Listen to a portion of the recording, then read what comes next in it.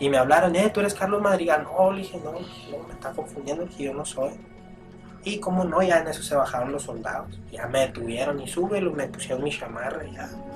No, no me enseñaron nada. La única orden fue de que ponle la chamarra y vámonos, güey. Y ya me acostaron en un colchón. Primero me amarraron. O sea, me amarraron las manos y los pies juntos. Y ya me tenían ahí, luego empezaron a dar toques, a ponernos la bolsa. Y tú fuiste, y que quién sé qué, y ahorita me vas a decir quién más andaba, o sea, pero ahí todavía no decía ni qué, o sea, ya después de ratito, ya me empezaron a decir, sí, tú quién, tú más andabas, ahí no debías de salvar, no, le dije, no, no. Y ya esto, ahí muchas veces se oía ahí, no, este pinche gordito no quiere cantar, dice, mejor vamos a tirarlo al güey. Y uno de ellos cortó cartucho, me dice, córrele, güey. Y corrí y me topé con una pared, y llegó un soldado y me empezó a pegar aquí patadas. Me dice, si te caes, güey, se te voy a madrear más. Y ya, pues yo así parado y pégueme con los ojos. Y un viejo así grandotote con unas manotas, me dio unas cachetadotas. Y ya llegaba ahí, no, pues no, no, la verdad no. Le dije, no, yo no sé nada y no sé nada. Mándalo otra vez para terapia y otra vez para atrás.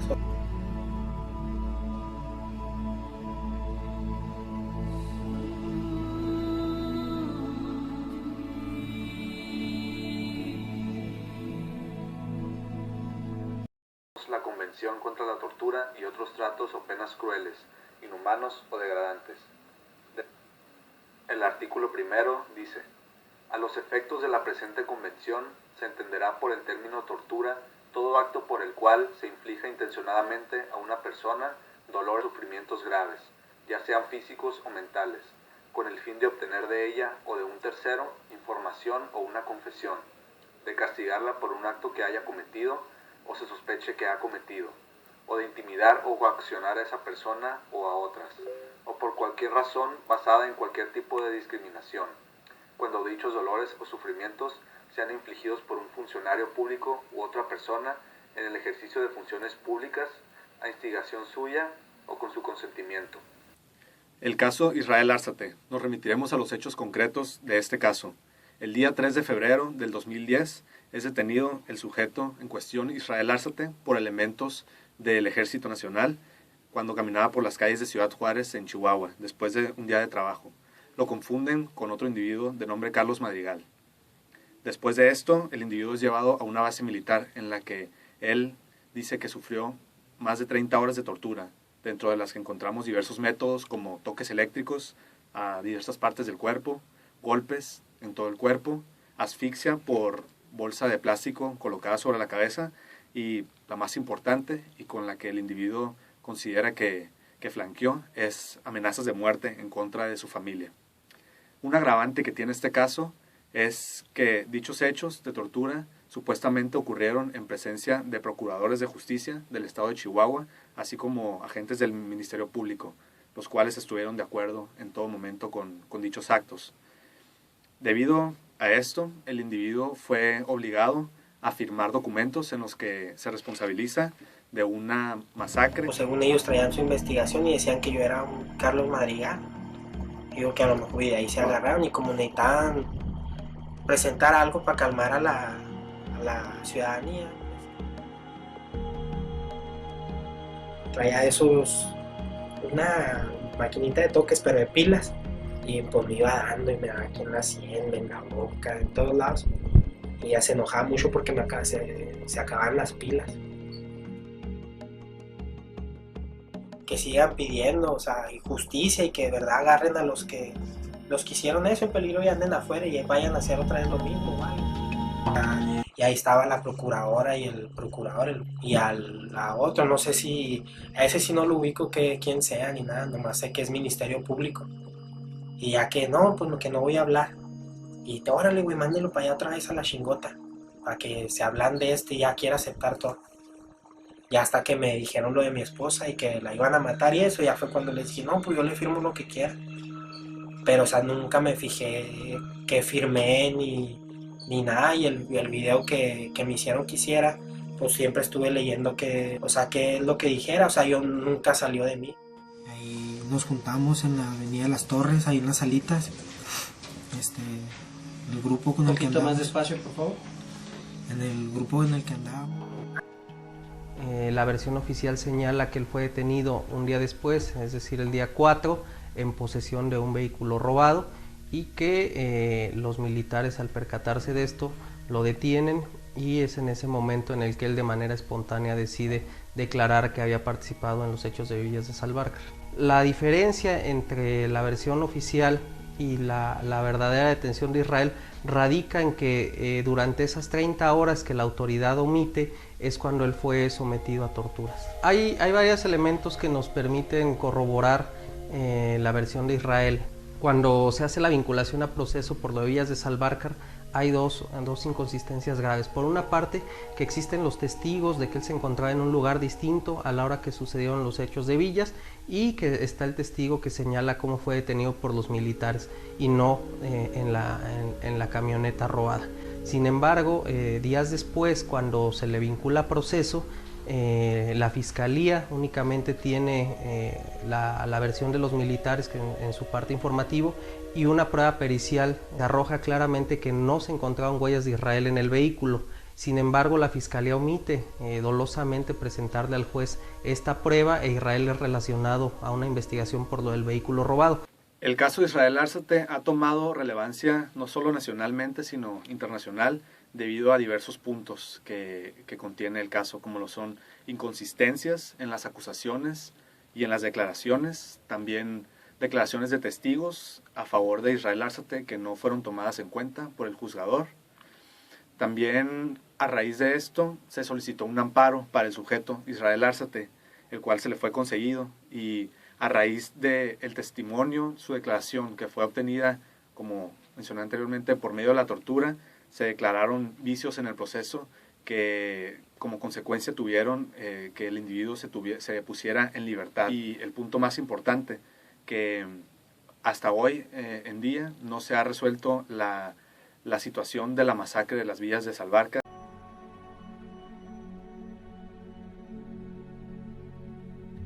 Que se ponga en inmediata y absoluta libertad al quejoso Israel Arzate Meléndez, única y exclusivamente por lo que se refiere a la causa penal 136/2010 por los delitos de homicidio calificado y homicidio calificado en grado de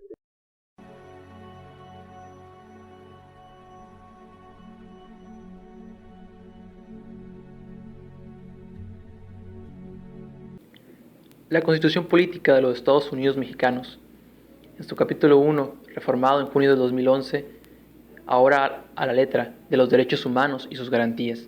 En su artículo 1 nos dice que todas las personas gozarán de los derechos humanos en la Constitución y tratados internacionales, que las normas relativas a derechos humanos se interpretarán en todo tiempo favoreciendo la protección más amplia, y que todas las autoridades tienen la obligación de promover, respetar los derechos humanos. Y además, el Estado debe prevenir, investigar, sancionar y reparar las violaciones a los derechos humanos. El artículo 22 constitucional nos prohíbe la tortura. Si bien utilizando otras palabras, pero aquí está prohibida implícitamente la tortura. Quedan prohibidas las penas de muerte, mutilación, infamia, marca, azotes, palos, tormentos de cualquier especie. Además, está la Ley Federal para prevenir y sancionar la tortura, publicada en 1991 y reformada en el 94. Tiene por objeto la prevención y sanción de la tortura y tiene aplicación en todo territorio nacional. Aquí nos dice sobre el delito de tortura, que es el servidor público que con motivo de sus atribuciones inflige a una persona dolores o sufrimientos graves, sean físicos o psíquicos, con el fin de obtener información o una confesión. Que quien comete el delito de tortura se le aplicará prisión de 3 a 12 años, multas, inhabilitación de cargos públicos. No se puede considerar como causa excluyente inestabilidad política, urgencia en las investigaciones. En el momento en que lo solicite cualquier reo, debe ser reconocido por perito médico legista. Ninguna confesión que haya sido obtenida mediante tortura podrá invocarse como prueba. Además, no tendrá valor probatorio la confesión rendida ante las policías, ni la rendida ante el Ministerio Público o autoridad judicial sin la presencia de un defensor. El responsable está obligado a cubrir gastos, reparar el daño y indemnizar por los perjuicios causados. El Estado estará obligado a la reparación de los daños y perjuicios también. La Suprema Corte recientemente ha emitido jurisprudencia sobre que cuando los órganos jurisdiccionales tengan conocimiento de la manifestación de una persona que afirme haber sufrido actos de tortura, de manera oficiosa deberán dar vista al Ministerio Público, quien debe investigar sobre ese probable ilícito.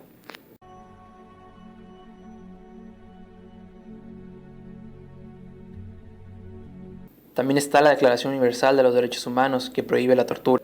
La Convención contra la Tortura y otros tratos o penas crueles nos definen la tortura, así como señalar la responsabilidad del Estado de reparar las violaciones sobre estos derechos humanos. El Pacto Internacional de Derechos Civiles y Políticos, en el artículo 7, también nos prohíbe la tortura. La Convención Americana de Derechos Humanos, en su artículo 5, nos dice que toda persona tiene derecho a que se respete su integridad física, psíquica y moral, y también nos prohíbe la tortura. El Protocolo de Estambul es un manual para la investigación y documentación eficaz de la tortura. En él incluye normas jurídicas internacionales aplicables, códigos éticos pertinentes, investigación legal de la tortura, señales físicas de tortura, indicios psicológicos de la tortura, y además nos presenta anexos, como los principios relativos, pruebas de diagnóstico, dibujos anatómicos, directrices para la evaluación médica. Aquí están esos dibujos anatómicos donde muestran y pueden documentar las señales de tortura en el cuerpo de la mujer, en los genitales de la mujer, en el cuerpo del hombre, genitales del hombre, en los pies, en las manos, en la cabeza, en los dientes y las directrices para la evaluación médica de la tortura.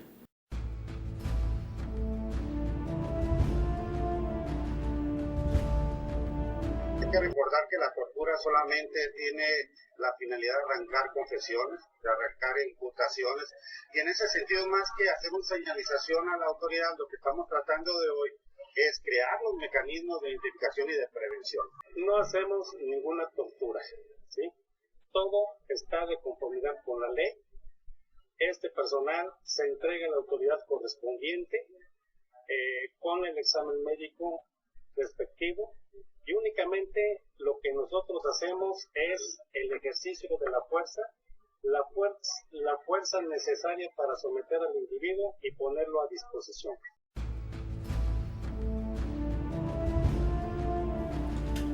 Buenas tardes, soy el licenciado Marcos Javier Arechiga Hernández, tengo una maestría en Derecho Procesal Penal y mi opinión respecto a los actos de tortura que realizan cualquiera de las corporaciones policíacas. Yo creo que en estos tiempos en que se están ponderando los derechos humanos en todos los procesos, así como el principio de inocencia, considero que es una falta de, más que nada, de preparación por parte de las instituciones públicas, de capacitación a los policías o cualquier agente de corporación policíaca que se vea inmiscuida en la detención de una persona. ¿Por qué? Porque este tipo de actos vicia el procedimiento y puede ser que una persona que sea responsable y que esté acreditado plenamente que tuvo participación con motivo de estos actos de tortura pueda salir libre en virtud de estos actos efectuados por los agentes de las corporaciones policíacas que llevaron a cabo tanto la detención como la investigación posterior que de los hechos resulten.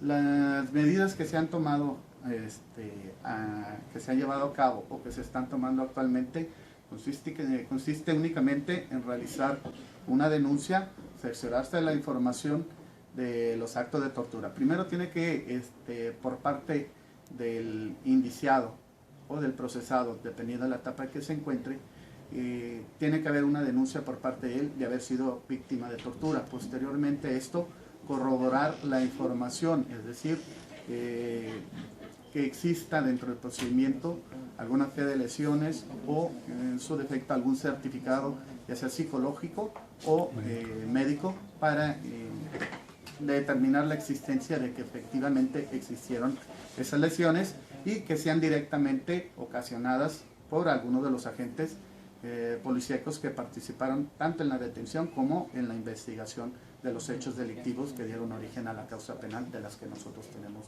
conocimiento. Lo que se hace actualmente es, una vez que se tiene corroborada esta información, se avista al agente del Ministerio Público para que él a su vez presente la denuncia en forma directa ante el agente del Ministerio Público investigador de delitos.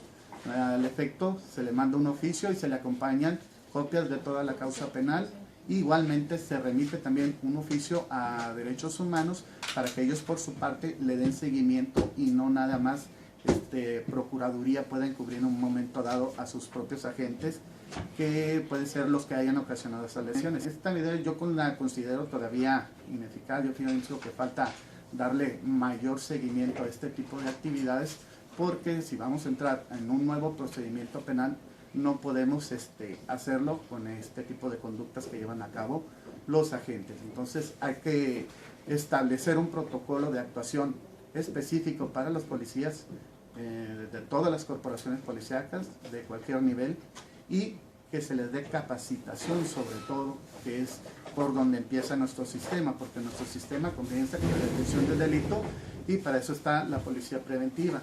Al participar ellos en esta detención, si no tienen los conocimientos, si no cuentan con la capacitación, van a continuarse este tipo de actos que se deben erradicar. Esto es con el fin de evitar las dos vertientes, el evitar que personas responsables salgan en libertad por una deficiente actuación de la policía, y que a su vez personas inocentes no se vean inmiscuidos por actos de tortura donde aceptan su responsabilidad y que en ocasiones es muy difícil de probar porque todavía se sigue estableciéndose o revirtiéndose la carga de la prueba para este tipo de casos.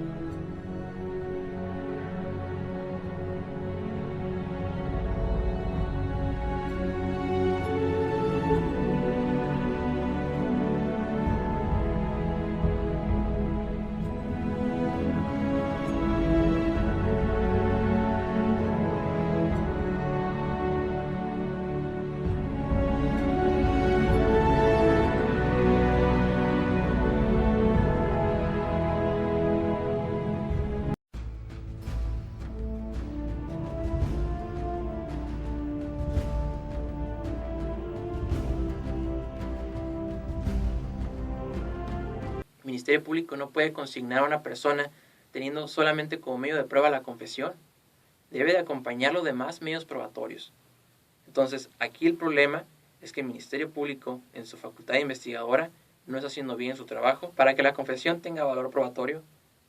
Uno de los requisitos, entre otros, es que esté acompañado por un defensor y que no sea rendido ante las policías, sino ante Ministerio Público o ante un juzgador.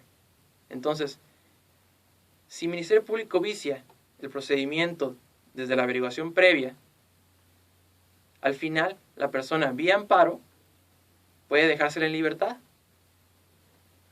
Nuestra Constitución, tratados internacionales nos prohíben el uso de la tortura. Pero no solamente debemos enfocarnos en sancionar, castigar a quienes cometen esos actos, sino prevenir que suceda, que es lo más importante. Lo más importante para que las personas no sufran de intimidaciones, no sufran de azotes, no sufran de daños físicos, ataques psicológicos. La tortura atenta gravemente los derechos humanos y lamentablemente ha servido para obtener confesiones. Ya no vivimos en la época de las cavernas. Debemos de exigir al Ministerio Público que realice una investigación realmente profesional y técnica, que se llegue de las pruebas necesarias para determinar la probable responsabilidad de determinada persona.